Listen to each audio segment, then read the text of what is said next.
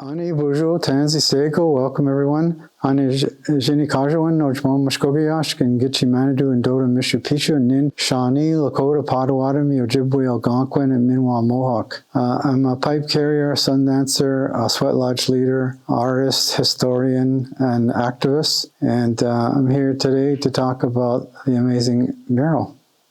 So this thing is really important because this is part of the Truth and Reconciliation. This is why this is why it's all happening, right? This is why the union decided that they needed some representation of Indigenous people on their property somewhere.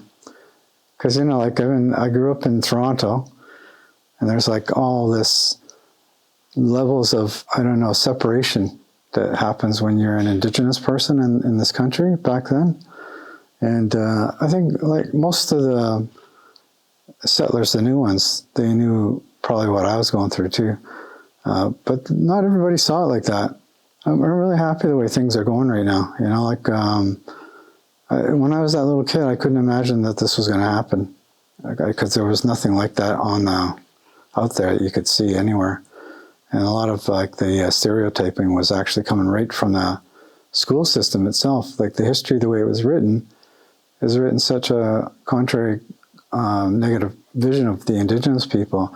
So when people see us, that's the story they have in their head. It's a very difficult thing to undo that, because that's called systemic racism. Yeah, let's just look at the whole thing like a big map first of all. Okay, so you have the family, father, mother, and the two children. So this represents our community in the future. And you have the big turtle. The big turtle represents where we live right now on Turtle Island, and it represents the 13-moon calendar. So you have the Fisher and the Loon. They represent two different star constellations, the Big Dipper and the Little Dipper, and they represent the North Star. And you have the sweetgrass representing the medicine in the north, and you have the tobacco representing the medicine in the east. You have the sage representing the medicine in the west. We have the moccasin representing a Moccasin Identifier, but it really is representing the people's footprint on the land and their history here. That's what that moccasin represents. And you have the wampum belt. This is the yellowhead wampum belt, and it represents the peace that happened after the big war that happened here in southern Ontario in the late 1600s. There was a big battle that took place. Let's talk about that skin color, because this skin color is really important. That's red ochre. And red ochre is a thing that we use to mark our pictographs and petroglyphs. They would paint that red ochre on top of the symbols that they would be either etching into the stone or painting on top of the stone. And I was told that the reason why they used the red ochre, and you know who told me this? This is Norval Marceau. He said the reason why they used that color, he said, because that is the creator's medicine. That color represents the connection to the creator. So when they were painting those symbols with that, they were painting the story to tell to the creator. And so if you look at a lot of the symbols that are on these places like in Petroglyph Park, and they call it Petroglyph Park because they carved, not only did they make the symbols, they carved it into the stone. And at one time they were all painted with the red ochre. And but they disappeared because, the way they kept that place hidden so long was that they let the peat moss grow over top of all the stones. And the only people that could find that place were the medicine people taking their followers out there to go do their vision quests.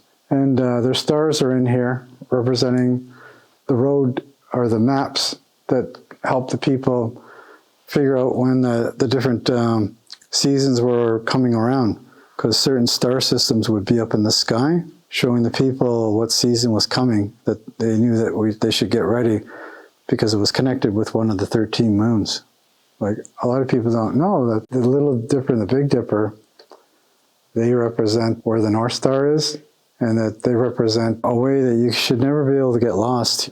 So they represent the way the Indigenous people mapped out their seasons and the cycles of time.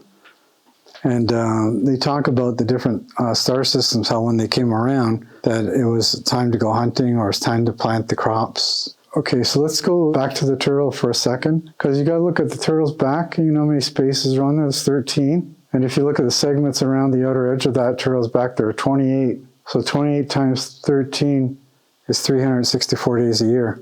The turtle itself is a symbol of the Turtle Island and a symbol of the 13-moon calendar.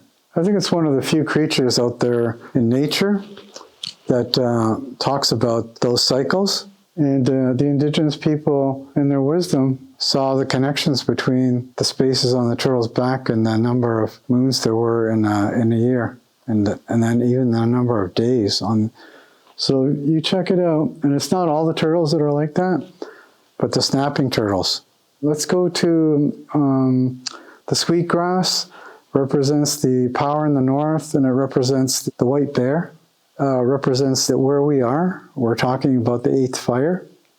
And the reason how it's all connected with that white bear is the symbol of the 8th fire.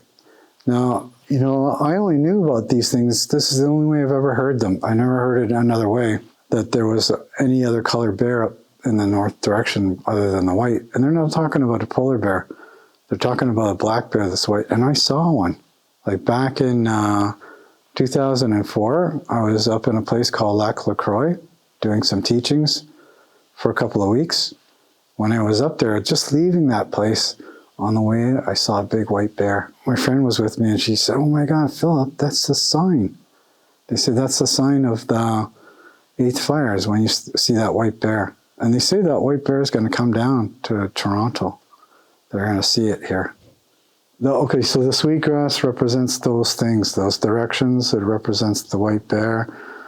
Represents the power of the land. That red color represents the earth. And the braid represents past, present, and future. And it also represents mind, body, and spirit.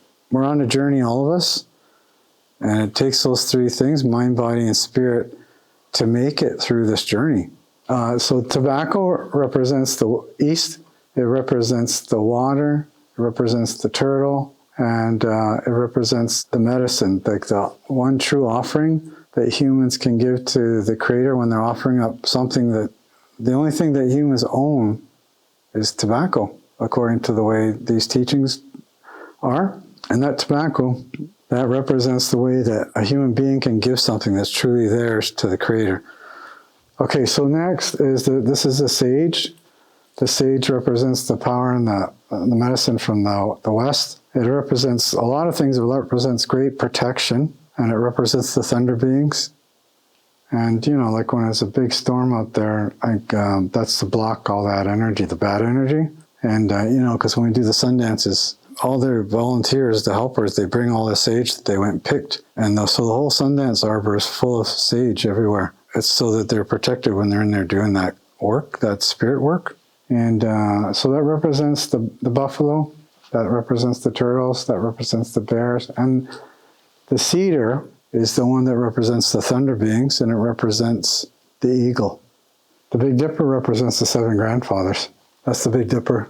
There's the Little Dipper. So that points down to this one. This one's the North Star. And of course, these are all random stars. That aura represents the wisdom around all the people and the animals.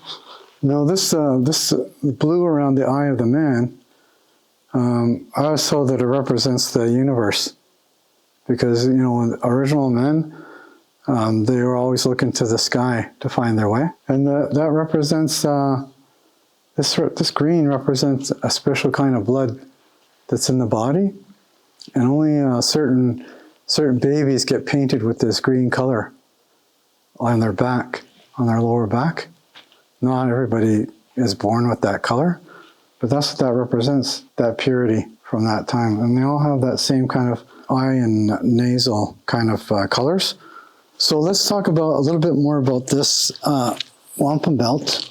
And you can see that there's 11 rows, and the central one is the one that goes right through them all. But those purple beads and the white beads, they represent 2 animals, the quahog and the whelk. So the whelk is the white one, and the quahog is the purple one. They're there. It's a delicate balance in reality, because in reality, these 2 little animals, they're deadly enemies in the ocean. So these were not, there's a real reason why they chose these 2. to represent peace, because peace was a very hard thing to capture. So the eagle feather, it represents the highest aspirations of an individual. Only a leader can get an eagle feather. And I mean, you have to do something extraordinary to get that eagle feather, because one of your community members recognize that you've done something amazing, and they give that eagle feather to you. The blue, the purple, and the white, they represent the kind of healing colors. So the white on the face represents the Creator's mark. That white represents that. And I think I talked about everything here. Okay, I got you.